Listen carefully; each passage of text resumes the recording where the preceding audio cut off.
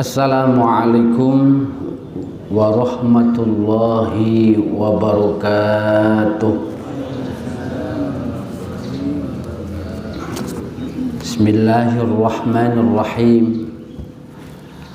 Alhamdulillahi rabbil alamin. Al-Fattahul Mu'in, Al-Wahhabu tuhfatan lil muhtajin, alladzi sahhala minhajal ilmi lit talibin wa waffa bughyatal mustarsyidin bi i'anatit talibin fi fahmil ma'ani bil bayanil mubin. Ashhadu an la ilaha illallah wahdahu la syarika lah. Ashhadu anna Muhammadan abduhu wa rasuluh. Shallian ala nabiyil mustafa wa alihil mustakmilin asyarafa. Salli wa sallim wa barik ala sayyidina Muhammad wa ala alihi wa sahbihi ajma'in. Amma ba'du. Ila hadratil muhtaramin sadatil kiram ashabal madaris wal masyayikh, para alim ulama, para kiai, para ustadz. Alhamdulillah hadir para sesepuh-sesepuh, orang tua kita, Abah Haji Muhammad Ali Rahman, Abah Haji Ahmad Suparjo, Abah Haji Suparno, ya, Abah Zamal hadir juga alhamdulillah. Dan akhinal kiram hadir juga Kiai Haji Muhammad Sabrawi. Alhamdulillah, terima kasih Kiai.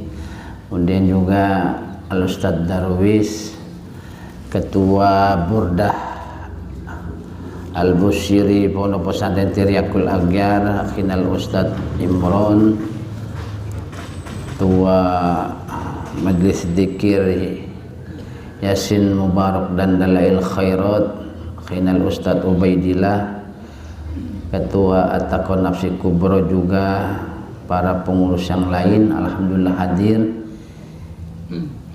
Para ustadz-ustadz yang lain, akhirnya Ustadz Abdul Rahman dari Wiono Pesawaran ya hadir, akhirnya ustadz yang lain juga khusus juga hadir di sini. Kiai kita Kiai Ahmad Rifai, pimpinan Pondok Sulamil Ilmi, alhamdulillah hadir.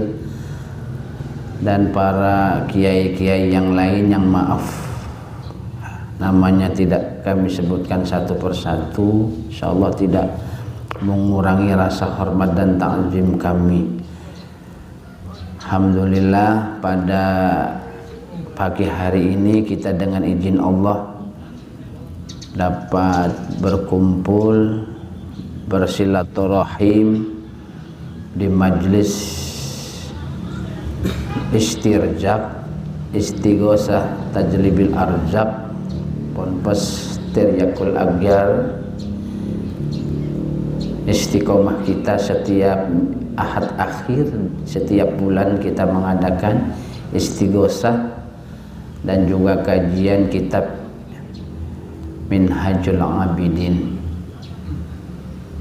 Sebelumnya kami ucapkan selamat Hari Raya Idul Fitri. Mohon maaf lahir dan batin, ada kesalahan, dosa sengaja tidak sengaja pada para jamaah. Kami mohon ikhlasnya.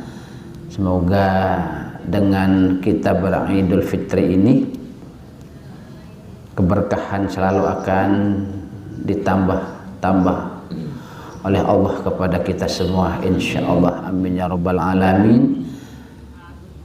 Dan pada kesempatan yang penuh barokah ini ada dua hal yang insya Allah akan kita lakukan. Pertama adalah kita bersama-sama mengaji terlebih dahulu kitab Minhajul Abidin karya Imam Al-Ghazali Hujjatul Islam.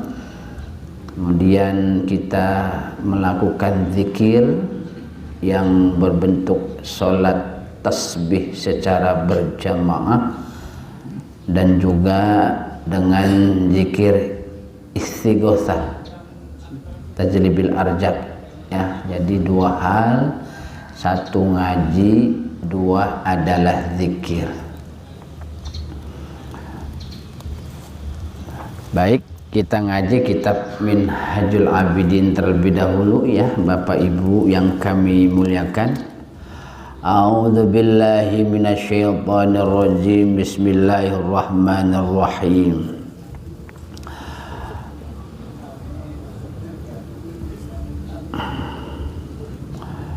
Qala al-musannifu rahimallahu ta'ala nafa'ana Allah bihi bi'ulumihi wa bi barakatihi wa bi asrarihi fid dharain amin ya rabbal alamin. Walidzalika lan utawi mengkono al ilmu aula bitaqdim, ilmu itu harus didahulukan dari ibadah mendasarkan qala sallallahu alaihi wasallam wisdau sapa Kanjeng Nabi Muhammad sallallahu alaihi wasallam, al ilmu utawi ilmu iku imamul amali, imame amal, wal amalu lan utai amal iku tabi'uhu, iku makmume ilmu.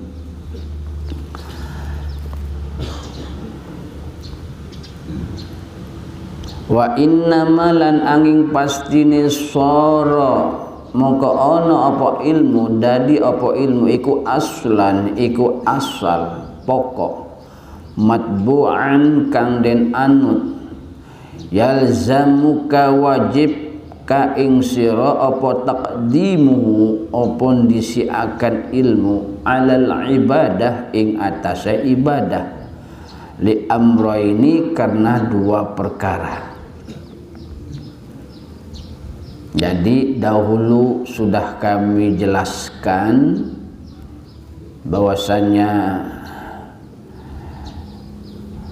dua permata dalam kehidupan jauh ya, yaitu ilmu dan amal.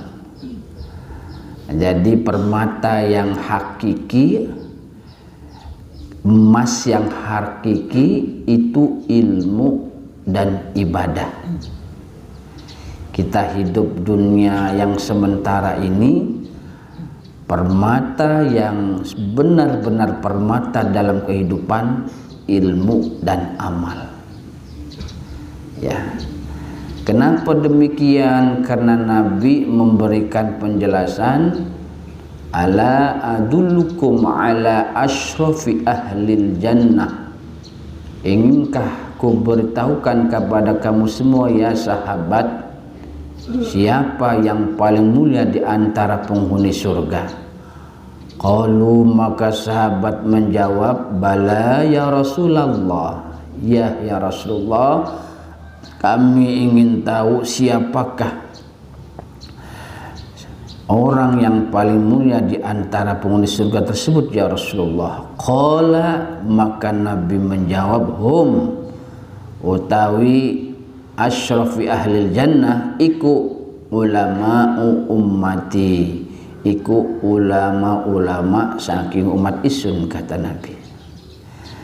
Jadi surga adalah idaman setiap orang muslim dan muslimah, tapi di dalam surga itu ada hamba Allah yang memiliki kedudukan derajat yang tinggi sebagai penduduk ahli surga. Siapa dia? Yaitu umat-umatku yang gemar menuntut ilmu.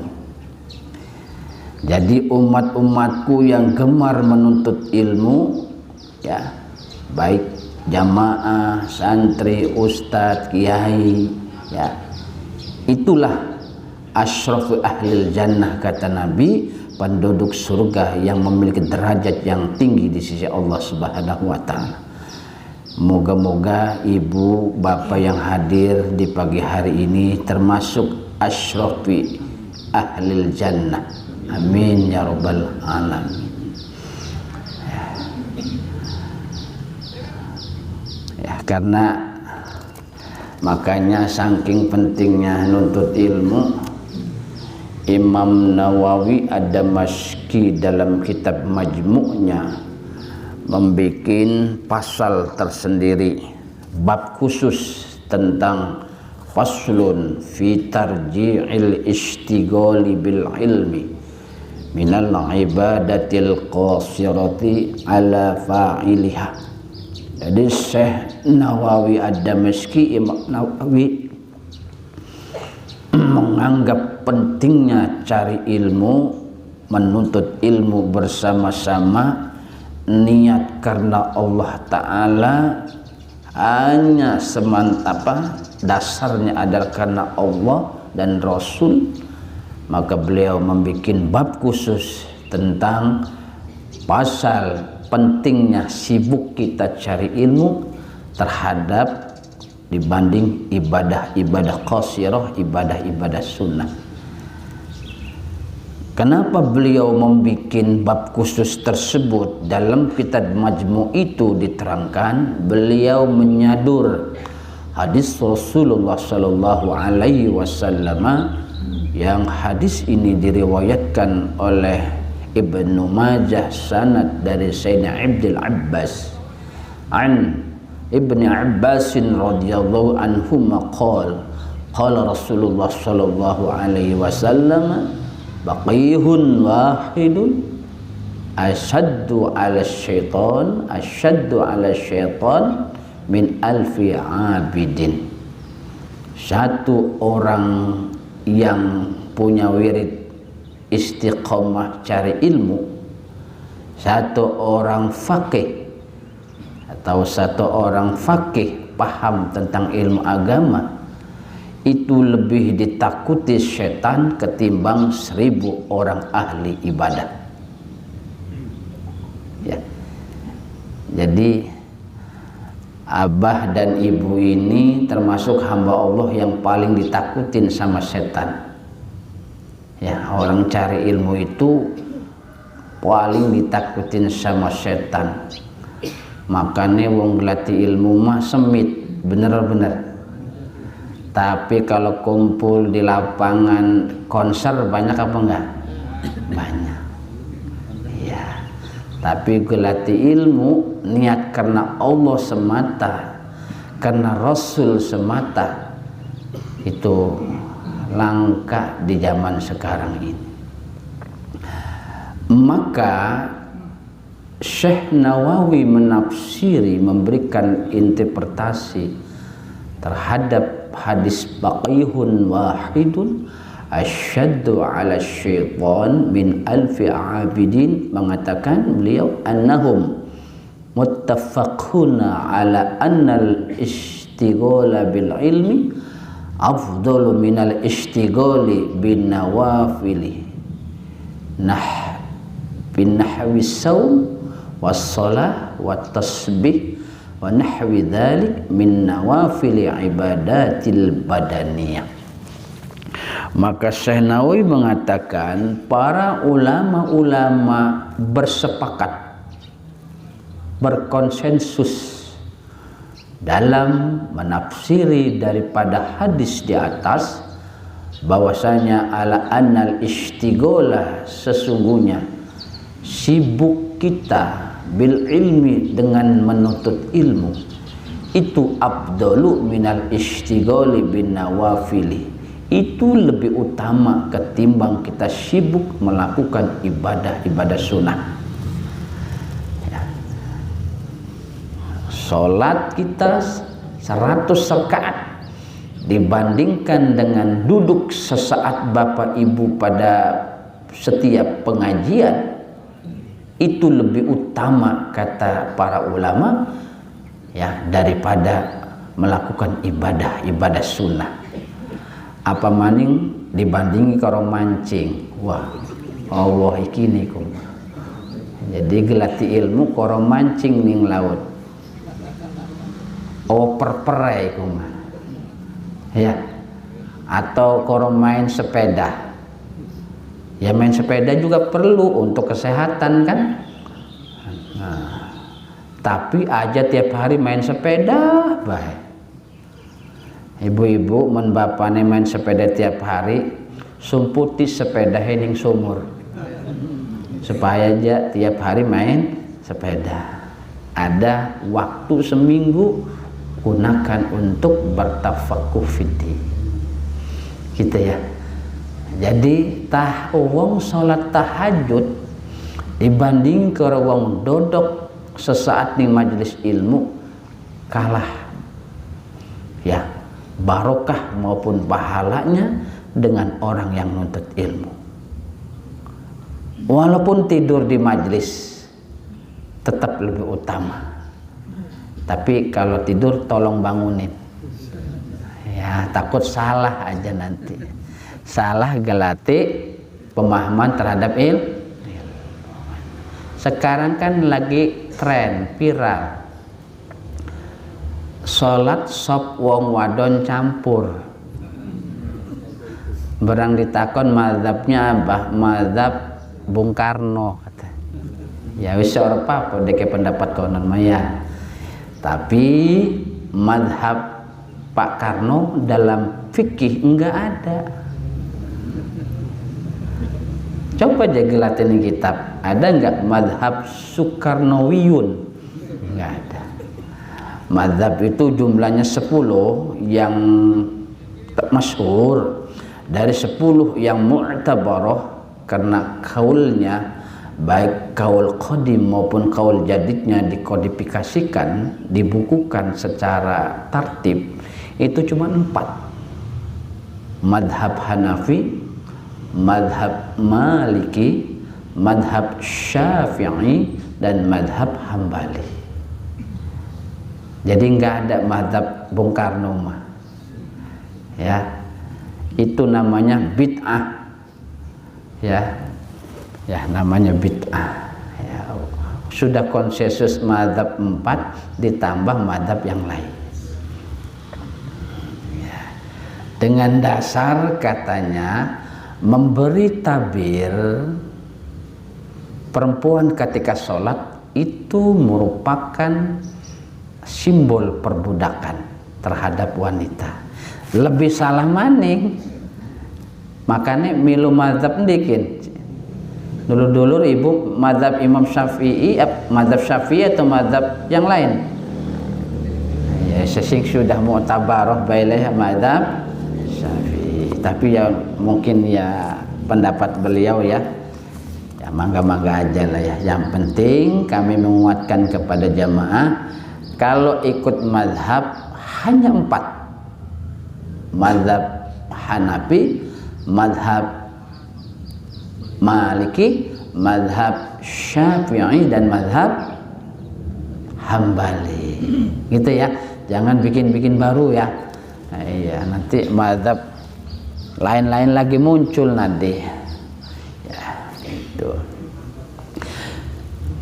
Semuanya kan harus bermuara kepada ilmu gitu loh.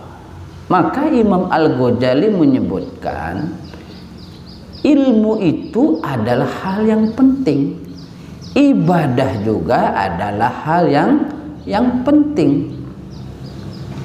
Beliau mendasarkan hadis al-ilmu imamul amal. Ilmu itu imamnya amal. Wal amalu tabi'uhu, sedangkan amal makmumnya ilmu. Berarti mana skala prioritas yang didahulukan ini? Yang didahulukan adalah ilmu ketimbang ibadah. Karena hadis Nabi telah jelas satu orang ahli fikih, satu orang yang paham ilmu agama, yang gemar nuntut ilmu agama, itu lebih ditakuti oleh setan ketimbang 1000 orang ahli ibadah. Ya, karena seluruh kita hidup ini ibadah mendasarkan firman Allah, Bismillahirrahmanirrahim, wa ma khalaqtul jinna wal insa illa liya'budun, bahwa manusia hidup ini tujuan pokoknya adalah untuk ibadah. Nah, kita hidup di dunia ini Allah ciptakan jin manusia hanya untuk ibadah kepada Allah. Seluruhnya ibadah. Seluruhnya ibadah. Ya, sholat ibadah, zakat kemarin ibadah, ya, sedekah juga ibadah. Hidup rumah tangga juga ibadah, semuanya ibadah. Maka ibadah itu harus mendasarkan kepada ilmu. Karena ibadah yang tidak didasari dengan ilmu, maka ibadahnya itu tidak diterima oleh Allah Subhanahu wa taala. Nah, karenanya di sini Imam Al-Ghazali mengatakan ilmu itu harus didahulukan dengan ibadah. Wal ilmu aula bitaqdim. Ilmu itu harus skala prioritas didahulukan ketimbang ibadah karena ada 2 alasan. Ahaduhuma utawi salah suwiji saking amroin iku litahsula laka, supaya hasil laka maring sira apa al ibadatu apa ibadah, wa taslama dan selamat sapa sira dalam ibadah. Karena kata Imam Ghazali, kenapa ilmu didahulukan daripada ibadah? Alasan beliau agar ibadah itu berhasil, agar ibadah itu sah, agar ibadah itu baik. Litahsulalakal ibadah, supaya ibadah yang kita lakukan itu memiliki buah pahala. Watas selamat, dan supaya ibadah kita selamat. Ibadah selamat itu adalah ibadah yang sah secara syariat.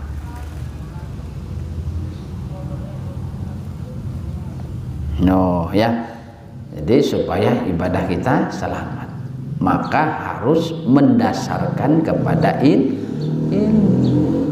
Umpama sholat saja, kalau kita sholatnya enggak pakai ilmu, dengan kita tidak bisa membandingkan antara rukun sholat, sunnah sholat yang membatalkan sholat, maka bisa sholat kita itu tidak diterima oleh Allah Subhanahu wa taala. Kenapa?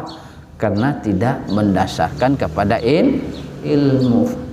Karena jelas Qur'annya fawailul lil musallin. Neraka wail iku lil musallin buat orang yang sholat. Alladzina hum an sholatihim sahun. Orang yang sholat, sholatnya dalam keadaan lalai, dalam keadaan sahun. Salat dalam keadaan sahun lalal ini adalah termasuk ketika mengerjakan ibadah salatnya, salat yang dikerjakannya tidak mendasarkan ilmu, maka bisa fawailul lil musallin. Barang salat orang baca Fatihah, sah nggak salatnya? Nggak sah. Barang sholat sujud telung kali setiap rakaat, sah apa enggak? Enggak sah. Ya. Barang sholat mayit nggoruku sujud, sah apa enggak? Enggak sah. Kan gitu. Maka harus semuanya itu mendasarkan kepada ilmu.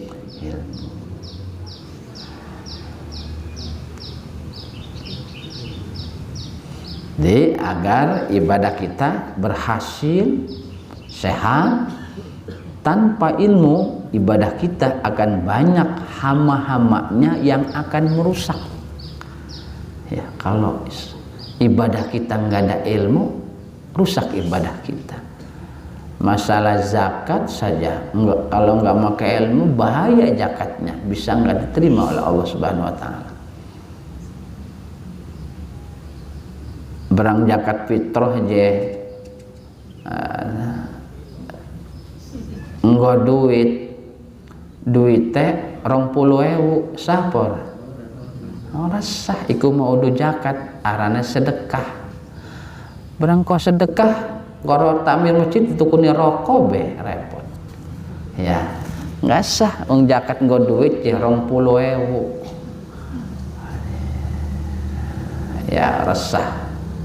Karena kalau zakat pakai uang berarti mengikuti mazhab Imam Hanafi. Kalau ikut Imam Hanafi maka seluruhnya adalah harus mengikuti regulasi atau aturan yang dibikin oleh Imam Hanafi. Berapa? Satu sok 3,8 kilo.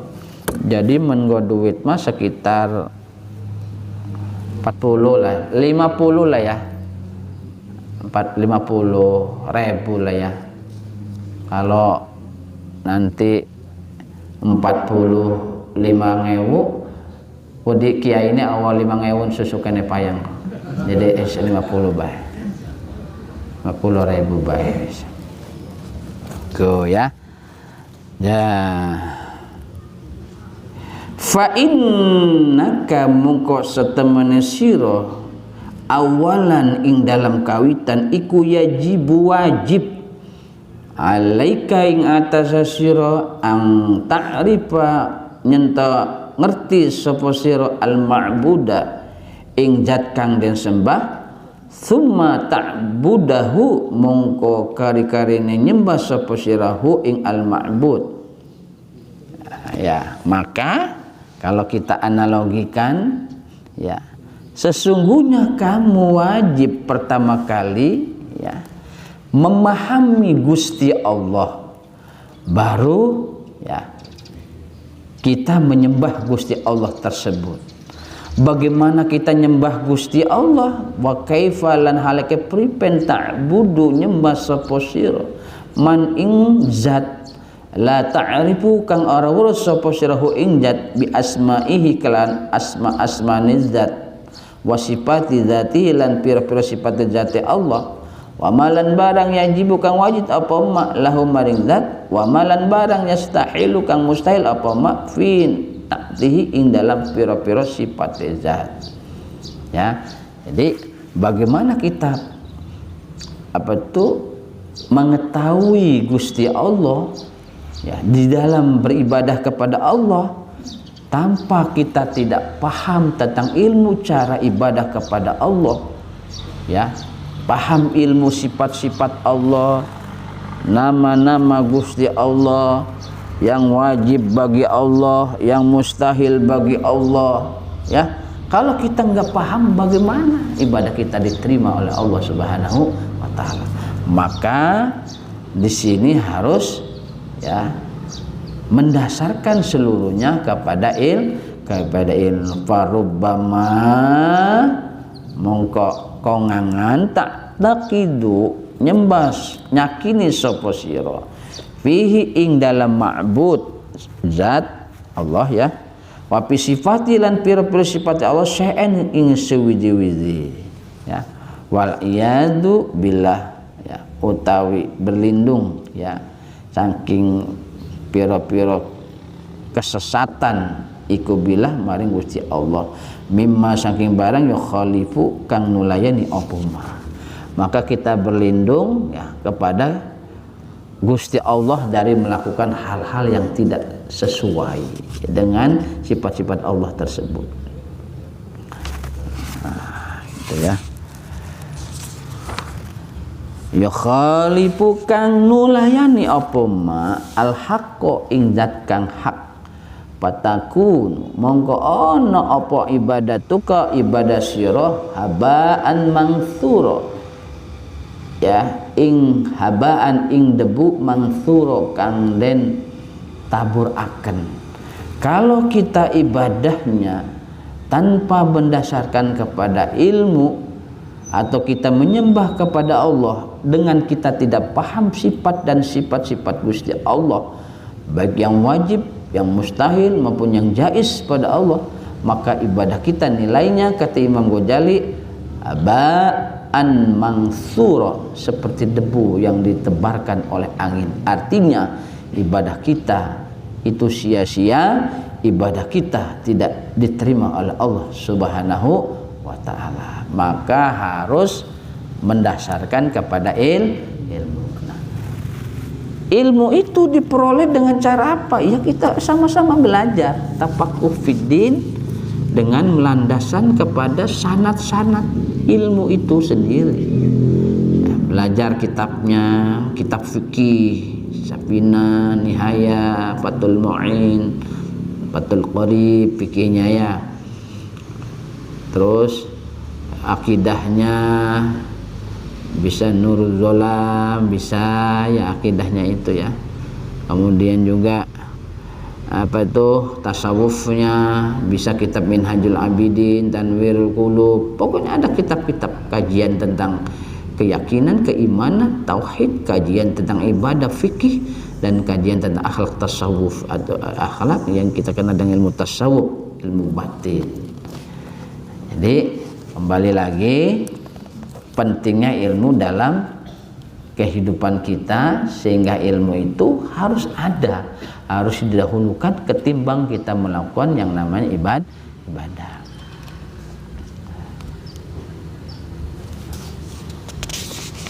Waqad syarahna lan tambah-tambah wis menjelaskan sapa kita ma ing Imam Ghazali nih ya, ma ing barang fi dzalika ing dalam mengkono i'tiqad minal khataril azim ya, saking khawatir kang agung fi bayani makna su'ul khatimah ing dalam mertelaaken makna su'ul khatimah min kitabil khaufi, saking kitab khauf, min jumlati kutubi ihya'i ulumuddin ing dalam piro-piro kalimat, piro-piro kitab ihya ulumuddin. Dan sudah kami jelaskan kata Imam Ghazali, karena ini kan kitab Minhajul Abidin ini kitab yang terakhir dikarang oleh Imam Al-Ghazali ya, terakhir nih kitab Minhajul Abidin.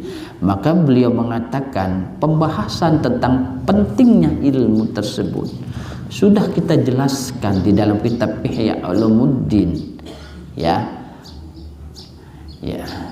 Karena ini adalah perkara yang sangat penting sekali. Untuk apa? Untuk menghindari apa yang namanya meninggal dalam keadaan su'ul khotimah. Jadi kata Imam Ghazali, orang kalau hidupnya tidak digunakan untuk menuntut ilmu, sedangkan menuntut ilmu itu adalah faridatun ala kulli muslimin, talabul ilmi faridatun ala kulli muslimin, maka kata Imam Ghazali ditakutkan orang itu meninggal dalam keadaan su'ul khotimah. Inilah yang paling ditakutin.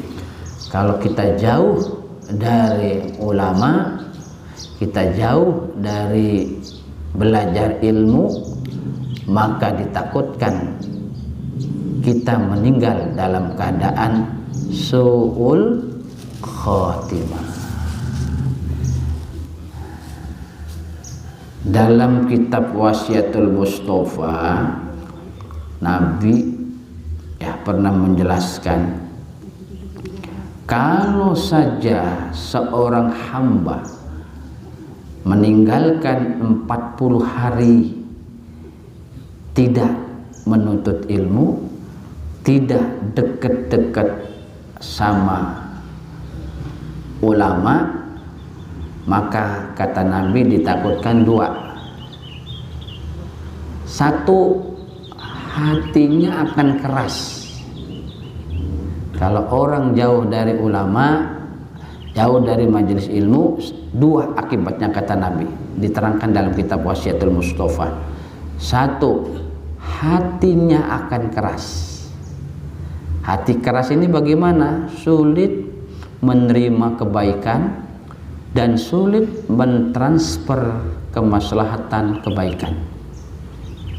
Yang kedua, dampaknya kata Nabi, orang kalau jauh dari ulama, jauh dari majelis ilmu, maka orang itu cenderung melakukan kemaksiatan.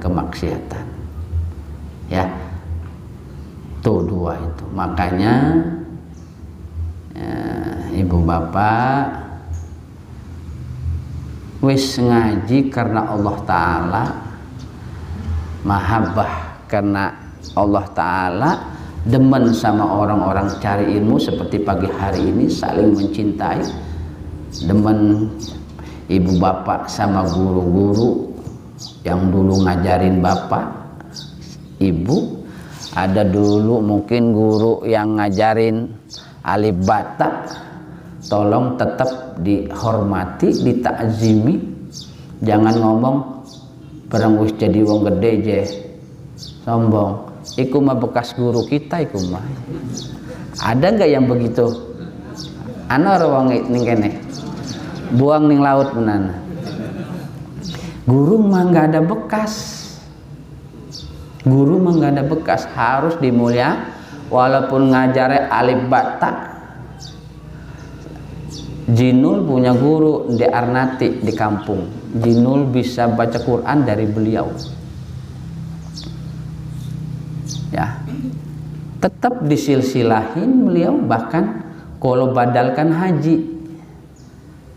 Artinya keluarga beliau punya uang 2 juta kalau nggak salah itu, nganu ke Jinul, ya udah bah, sisanya sekitar 6 jutaan biar saya tambahin dari Jinul.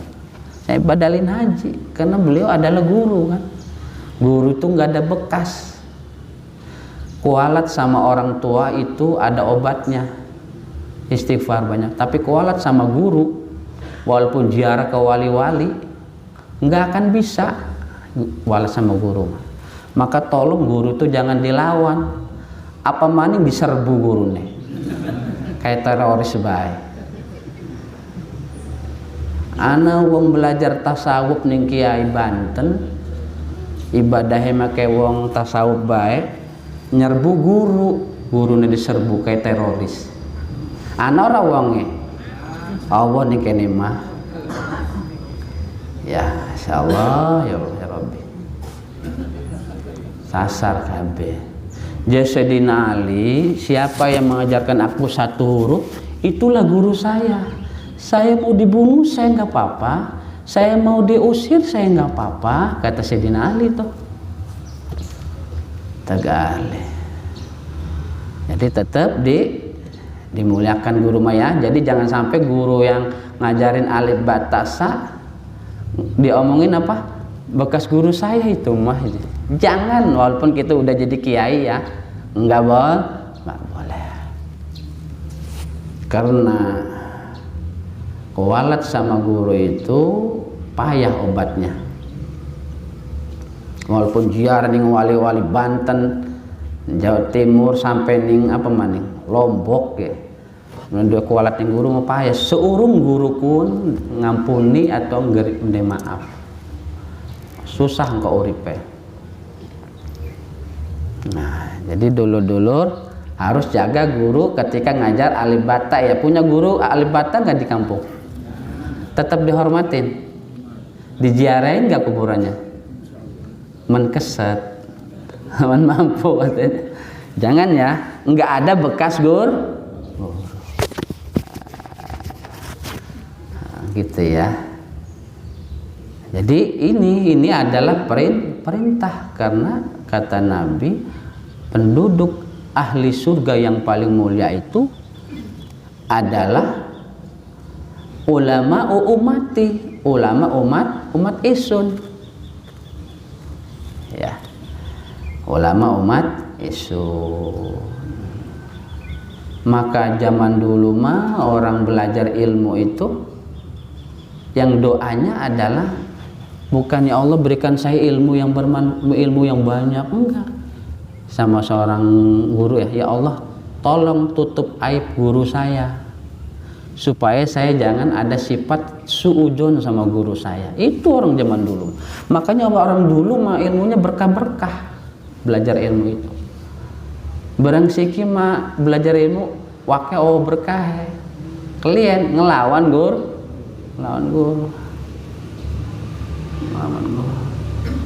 Mula belajar ning Gontor, belajar Babu Salam Madiun, belajar ning Krapiak, belajar ning warung doyong, ngeliat guru mah, ya. Sing adoh mening Krapiak pun, tas salam, tas apa kun? Tas sholat ku ya, jamaah ning Kiai Zainal Munawir, salaman ngalep barokah ya, antri unung mondok ning Krapiak, ning guru ku beneran, bang bengen mah. Ning Gontor juga. Jadi insyaallah ilmunya barokah. Barokah bukan di dunia saja, tapi barokah di akhirat. Kenapa? Dalam kitab Minhajul Qawim syarah kitab Adabud Dunya Waddin, sing arane masyayikh guru-guru kun ya bisa ngenes syafaat. Hadisnya jelas kok sahih. Telung macam umat isun sing bisa ngenes syafaat. Siji para nabi, kedua para syuhada, ketiga para ulama. Makanya ulama mah semit, benar nggak benar? Zaman dulu, kalau zaman dulu tuh sing zaman tahun 80-an ya, kalau cilik ya. Ceramah pun biasanya anak pos-pose kan ya. Yang teluk Abayai Parit, Abah Nawawi, Abayai Nawawi itu ya. Diteluk itu terusin Abayatun Nufus. Wong Arab ceramah pun iki bener-bener konon kiai ya. Terus ning iki kayak apa tuh kuemi pada muncang pun bengen maya. Karena memang bengen mah materi ini kan sulit gelati ceramah. Karena bengen mah orang anak HP Android, orang anak Facebook, snack video, TikTok, wa ashabu ajmain itu, ya sulit. Orang kalau ceramah yang lihat kitab kuning, payah kalau nggak bisa kitab kuning mah dulu ceramah. Makanya dikit yang penceramah. Barang siki mau wakil balik ngejamur. Arab ceramah baik pencet pening TikTok, ya. Ceramah maulid mentu kabeh, benar nggak?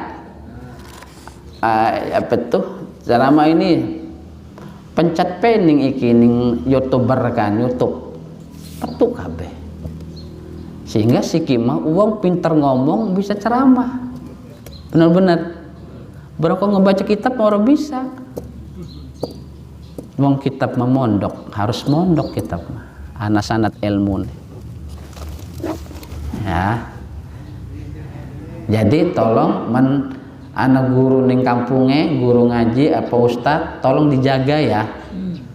Dijaga aja diserbu ya. Kiai baru kali ini kiai diserbu. Aduh, masya Allah ya Rabbi.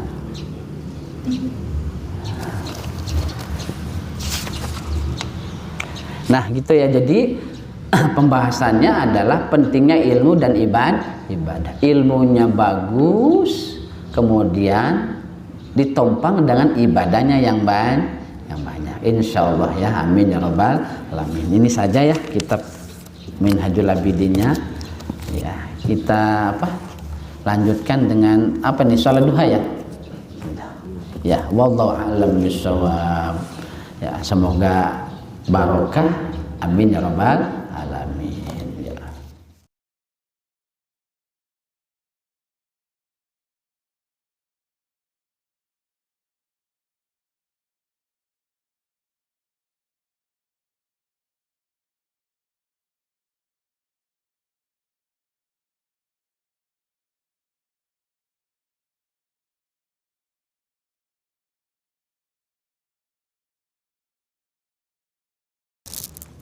A'udzu billahi minasyaitonir rajim.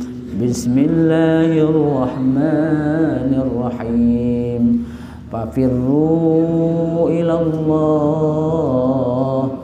fafirru ilallah, fafirru ilallah, fafirru ilallah, fafirru ilallah, fafirru ilallah, fafirru ilallah, fafirru ilallah, fafirru ilallah. Inni lakum minhu nadhirun mubin. Tawakkalu 'ala Allah, tawakkalu 'ala Allah, tawakkalu 'ala Allah. Wa kafa billahi wakilan wa kafa billahi nasira. Wa hasbunallahi wa ni'mal wakil, ni'mal maula wa ni'man nasir. Wala haula